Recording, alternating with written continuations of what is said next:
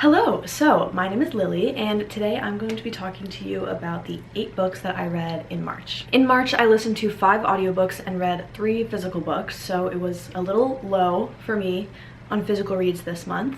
It's because I was reading one of these books just for what felt like forever, so we'll get to that, obviously. The first book I read in March was Margo's Got Money Troubles by Rufi Thorpe. So this book is about our main character, Margo, who is having some money troubles. Her college professor, I think he's her English professor, has an affair with her, gets her pregnant. I hate him. His name is Mark, and she decides to keep the baby, and she's like 19. And her dad, who is an ex-pro wrestler, ends up moving in with her. His name is Jinx. His wrestling name is Jinx.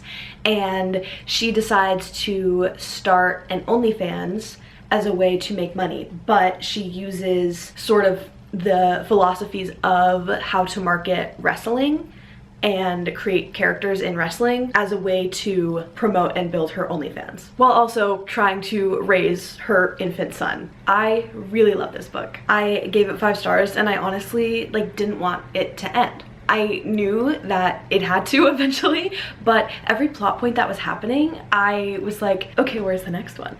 Okay, but if this was a TV show, I would watch 8 seasons. I don't care if the story has run out of directions to go in. I want to be in Margo's life and be in her head and see what hijinks she gets up to. And actually, this is gonna be a show starring Elle Fanning and Michelle Pfeiffer, and I think it's produced by Nicole Kidman. Okay, I think it's only gonna be 8 episodes, which, you know, of course I wish it was longer, but Elle Fanning also narrated the audiobook, which is how I listened to this, and she did a great job. Phenomenal. It was so good. I think I already got across how much I really love this book, but the one thing that I just kept thinking about was I feel like it would have been way more entertaining, and I would have enjoyed it even more than I already did if, instead of becoming an OnlyFans creator, that she actually became a pro wrestler. I think that would be really fun. And it's because I love Glow. It's because I love sports books and sports stories. But how fun would that be? She's a new mom, she's 19, and she becomes a wrestler. I think there could be a lot of fun angles with that. Overall, this is really good, and I want to get my hands on a physical copy before any TV show tie-in covers start coming out. Because I love the cover, I think it's great. So my month started off really well and only continued really well because the next book I read was Luster by Raven Leilani. This is one that to me was the first book I ever really heard about that's in the mentally unwell millennial woman genre, weird girl lit fic, sort of. It's not super weird, but that was the first book in that vein that I ever heard about. And I think it came out in 2019 or something like that. So I was a child and I wasn't reading adult books. It obviously took me a long time to get to it, but I'm so glad I finally did. This was very short. I also gave this 5 stars, and this is one of the books that I don't have to pitch it to you, you know it.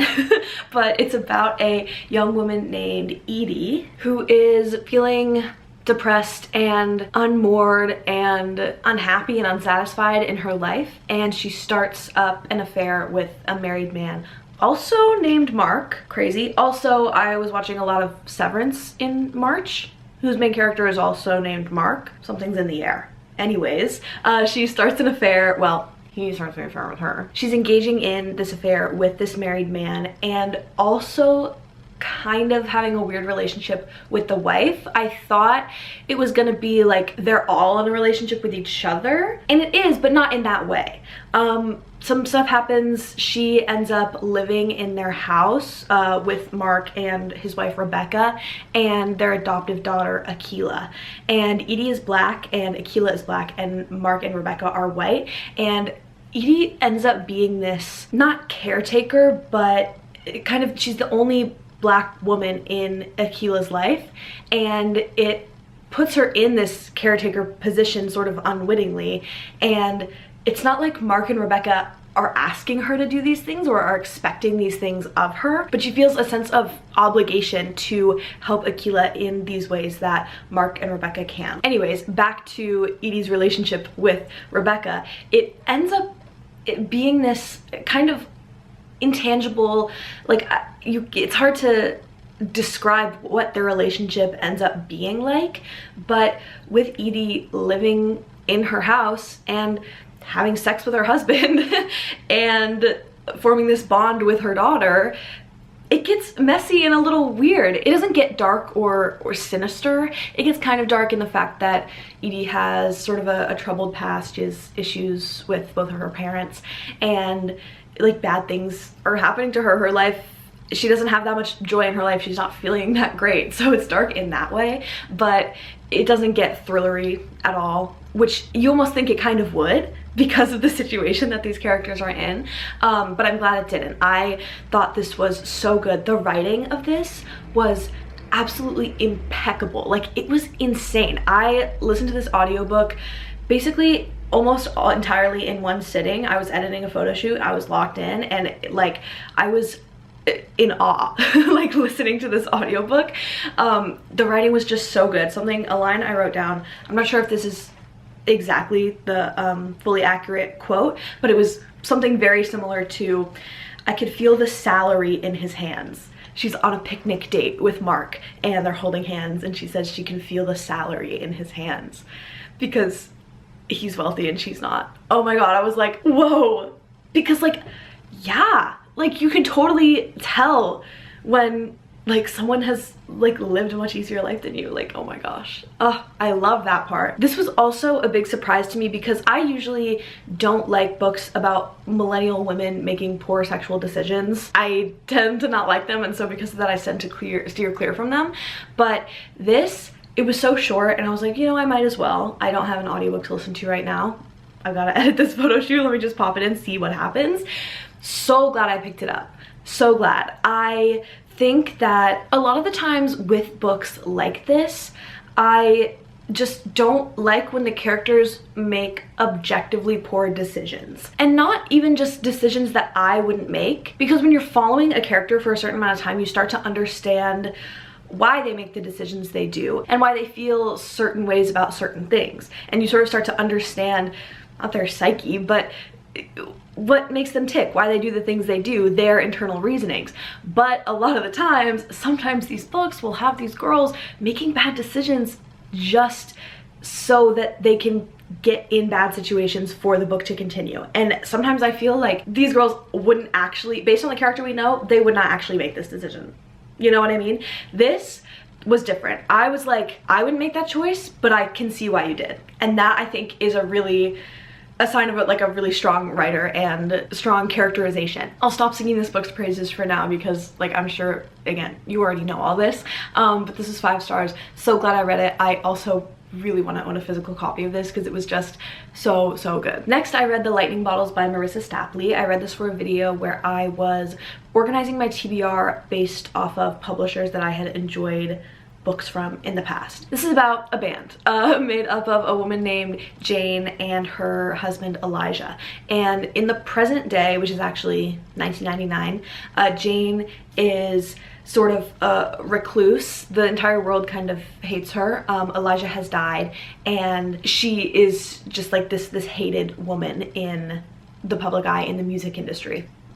And she gets approached by her neighbor, a like young girl, teenager, who says that she might have some information about Elijah's whereabouts and that he might not actually be dead. And so they go on this journey to find him. And then the other half is the past timeline where you're seeing Elijah and Jane's road to fame and success, how they meet in a chat room, how they start writing songs together from different countries. Jane's living in Canada and Elijah is in like Seattle or something like that, and how they finally connect in person, create their band, The Lightning Bottles, get married, like record their music, rise to fame, fall from fame, struggle, fight. They're getting sued repeatedly for stealing the lyrics of their most popular song, allegedly. And that half in the past about the music and the fame was the part I enjoyed the most. I gave this 4 stars, so definitely did enjoy it,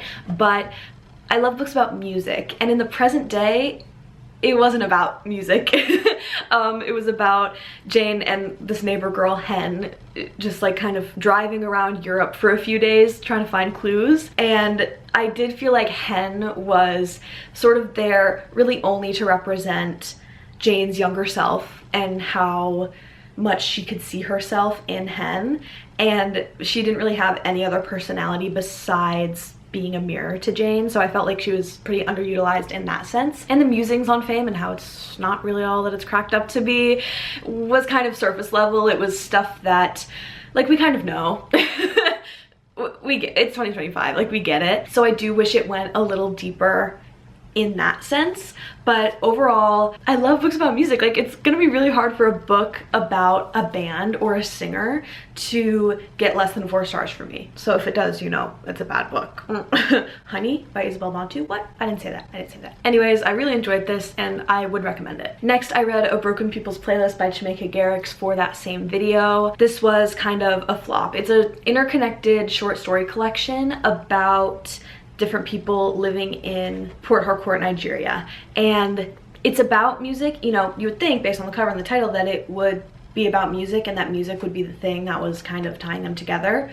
It's not. It's just kind of normal people living normal lives, and those types of short story collections tend to not work for me just because within a short story you already like don't have a lot of time to get me invested, and if there's nothing like different, whether it's in a weird magical way or in like a crazy off-the-wall plot way, like I'm not gonna be interested. And these were really just normal people living their lives, and then some of them happen to be related to each other. So I gave this 2.5 stars. It wasn't bad, it just wasn't for me. So next, I listened to the audiobook of The Knockout Queen, also by Rufi Thorpe, because I just wanted to read more of her stuff, and I gave this 4 stars. I didn't take notes on this, and I really wish I did, because now I'm like kind of not remembering how I felt about it.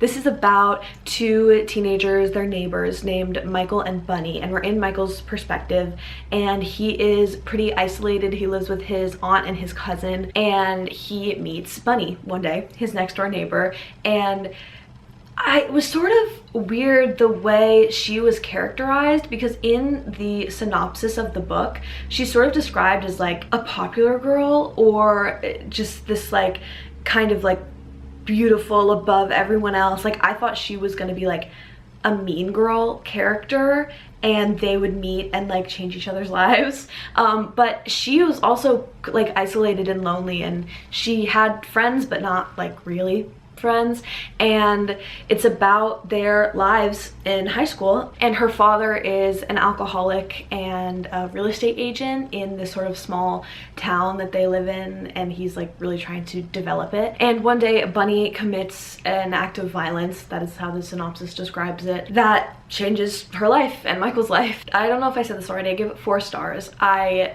really liked it. The ending lost it a little bit for me. There was kind of a progression that I didn't love, where Bunny's life ends up at the culmination of this book. We see sort of into their adulthood a little bit. I didn't love that. I really wish it ended differently, just because like I want more for her, I want better for her. Michael is also gay, and he is engaging in a relationship with this like 50-year-old man when he's like 17. Lots of books about relationships with older men this month. Ugh. It was not fun. But overall, it was a pretty standard like genre fiction book. I think it's very different to Margo's Got Money Troubles. It's not as fun or funny at all. It had sort of all of the darker aspects of Margo's Got Money Troubles like doubled, and then like none of the lightheartedness. So I don't think it needed that lightheartedness. It didn't feel like it was too sad or dark, or that it was missing an element of levity that it needed. I think it had the right tone for the story that I was telling, but that was just a difference that I noticed between the 2 books, since they were by the same author. And this one, I don't think I need a physical copy of. I'm not sure if I've said this before, but when I listen to an audiobook, the metric of if I loved it, how much I loved it, is if I want to own a physical copy. So yes to Margo's Got Money Troubles, no to The Knockout Queen. Next we have the book that owned my life this month. It felt like I was reading this for years. It felt like I was like reading this for so long, and I listened to this on audio. This is Fates and Furies by Lauren Groff. I feel like this took years off my life, frankly. My experience with Lauren Groff, I've read all of her short story collections. Not all of them. I've read Delicate Edible Birds and Florida, and Matrix, which is the one about nuns. I wasn't sure if I wanted to read the rest of her stuff, but I found this at a used bookstore, so I thought I might as well give it a try. This is about a married couple named, what are their names? Lotto and Mathilde. Lotto short for Lancelot, and their lives. That's it. It's about their lives. The first half is called Fates, and you follow Lotto's entire life, his like parents, how they had him, his childhood, his teenagehood, his young adult life until he marries Mathilde, and then their married life until his death in his mid-40s. And then the second half is called Furies, and you follow Mathilde from her entire life. Same thing, they get married, and you do get more of her life after Lotto dies, which makes sense because she's alive after he dies. And I did end up liking Mathilde's storyline, her life, is that weird to say, better than the parts following Lotto. I think because there was like randomly some more action. It was like kind of weirdly more fast-paced than Lotto's section. So I think that's what drew me to Mathilde's story more, because more than anything, this book is long. It like, oh, you're like, oh, it's like a 400 something page book. No, like this book felt like 1,000 pages. And again, I didn't even read it physically. When an audiobook feels like you're slogging through it, like that's kind of a sign. Like, this is crazy long. And it's literally just about their lives. Lauren Groff has a lot to say about people and circumstances that maybe don't need to have this much said about them.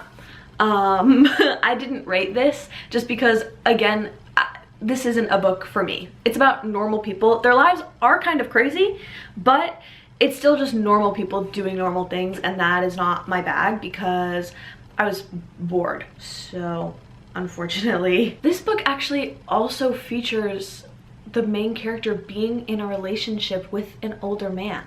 Both of the main characters get involved in some way as teenagers with older men.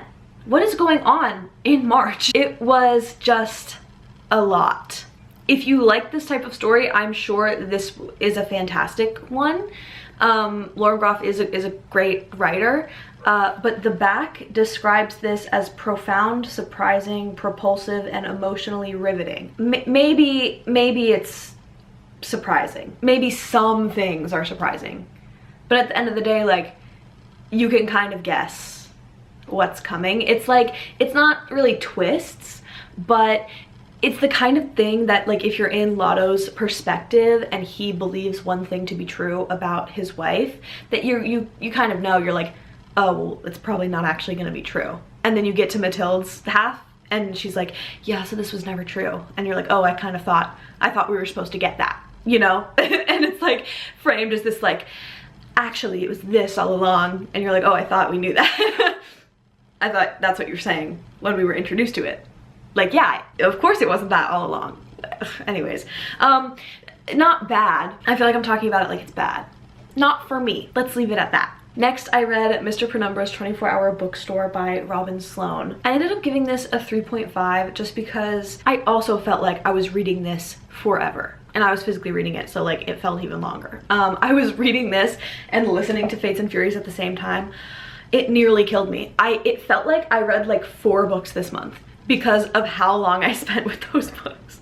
Anyways, so this is about a man named Clay who's living in San Francisco, and he is sort of like a web designer, and he loses his job and he starts working at Mr. Penumbra's 24-Hour Bookstore. He is the sort of overnight clerk, and he starts noticing weird goings on. The clientele is kind of mysterious. The books are weird books. They're like not real books. The shelves aren't stocked with like new releases and science fiction and fantasy. It's like random tomes that he's not allowed to read or open. He enlists the help of this girl he meets named Kat, his roommate, his best friend from middle school, to help him investigate and figure out kind of what's going on with this bookstore. And he eventually does, like kind of halfway through, and then he starts working with Mr. Penumbra and these other people to solve the overall mystery that they are working towards solving. Honestly, the most interesting thing about this book that kind of kept jumping out at me was Kat works at Google, and usually in a story like this where this sort of underground like secret society is trying to figure things out, they can't let the information get in the hands of the big evil company or they're going to use it for evil. But in this book, like, they use Google's computers. They get a bunch of coders to help them solve this giant puzzle, and it's not seen as this like bad thing. The way Kat, the girl who works at Google, talks about it, she is just enamored with it and its potential and what it can do, and by extension Clay is too, because he likes this girl. So I just thought that was kind of an interesting spin. I can't think of examples of what I'm talking about right now, but like whenever there's an evil company that the main characters live in a world with, they're not supposed to figure out what the main characters are plotting. Like, they have to keep it a secret from them. And I do think this was kind of a reprieve from the world we live in now, where you can believe that this big company with a lot of resources can use those resources for good or for fun. That can also be used by the public. Like, I guess the only reason that Clay is able to use Google's resources is because he has the in with Kat, but all the other people he's working with, they don't know people at Google. Like, they're random people, they're old people and they get to use these resources in this really cool way that like we don't get to. So I don't know, I thought that was like, oh, it's so nice that they get to do that. And that's kind of the whole thing of this book. It ended up being the kind of thing, which again, this might be a spoiler, but also you can probably guess that the real treasure was the friends we made along the way. Like, the journey was the point. And that's fine. I don't know if I would have liked this more if we did end up getting a concrete answer, but it's like, okay, yeah, why did it have to be this long though? I feel like I sound like I only want to read short books. And the thing is, this looks long, but this has a short story about Mr. Penumbra at the end, which is the last like 50 pages, and I didn't read it. I had been reading this book for so long, I was like, nope, sorry, Mr. Penumbra, I'm not doing it. Not reading your short story, your origin story, sorry. But even then, this book was a lot to get through. It wasn't dense or hard to understand, or again, if you take out the short story, unreasonably long. It just felt like it was unreasonably long. I don't know why, couldn't tell you, but this really just did not live up to its potential for me, unfortunately. So, and finally, the last book I read this month was Recursion by Blake Crouch. I've had this on my TBR shelf since it came out in 2019, so 6 years. My life would be completely the same if I had never read this. I ended up giving it 2 stars. It was like basic and very predictable, and was treating these pretty simple concepts as mind-bogglingly profound. And I was like, okay, really? You're following this man named Barry who is a cop, and there is this disease kind of sweeping the nation called false memory syndrome, where people start experiencing false memories and oftentimes it drives them crazy. And you're also following this woman named Helena in, I think, 2007, and she is trying to create a chair, a memory chair, that can help map people's memories for people who have like Alzheimer's. And she's getting funding from this kind of mysterious man who knows things that he should have no way of knowing. And then back in the present day, Barry has an opportunity to go back to the past and change his life, and he does. and things get rough from there. I enjoyed the first half of this book when we were just learning what was going on and how things were happening. And then in the second half, when something big and bad happens and we gotta stop it, we gotta save the world, I was like, oh my god, come on, really? You guys, you have to save the world? Oh my god, you gotta save the world, whoa. It was just like boring. And since it's like kind of time travel-y in a way that I didn't expect it to be, by the way, it's kind of just the same thing over and over and over a bunch of times at the end. And of course the moral of the story is to live the life you have and enjoy your life, and you can't change the past, so don't even try. Like, duh, what else was it gonna be? And it just treated this like 50-year-old man, by the way, having these realizations as just so profound. Like, oh my god, how did you ever think of that? Life is worth living? Justin Bieber said that. Life is worth living. We know, okay? God, yeah. And then there was also just very random romance between Helena and Barry. It was like, what, why did you do that? For no reason. And even though the stakes were, this is gonna destroy civilization, we have to save the world, all this bad stuff is gonna happen, oh my god, bad stuff is happening now, look at all this stuff, this is crazy, we have to stop this is insane, people are committing mass suicides because their brains are breaking because they can't handle all these false memories. But the writing was like not giving us those stakes at all. Like, it was telling us how high the stakes were, but the writing was kind of like flat and like not bad, but I mean, I guess bad. It wasn't anything special. It was just so fine that none of the stakes felt like they were super high. And it was really disappointing. I guess I didn't have that high of hopes for it from the beginning, but like, it was intriguing. The first half, I was invested, I was interested, I wanted to know what was going on. I like books that play with time and memory and like what is real and what is not. And just the way that this did it was so shallow and so predictable. I couldn't.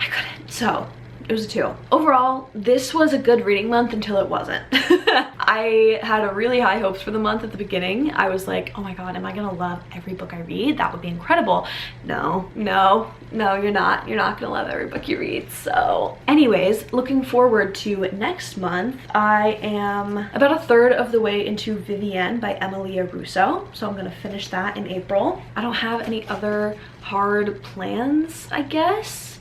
We'll see what happens. We'll see what videos strike my fancy. And yeah, that's it. So thank you so much for watching, and I will see you all in the next video.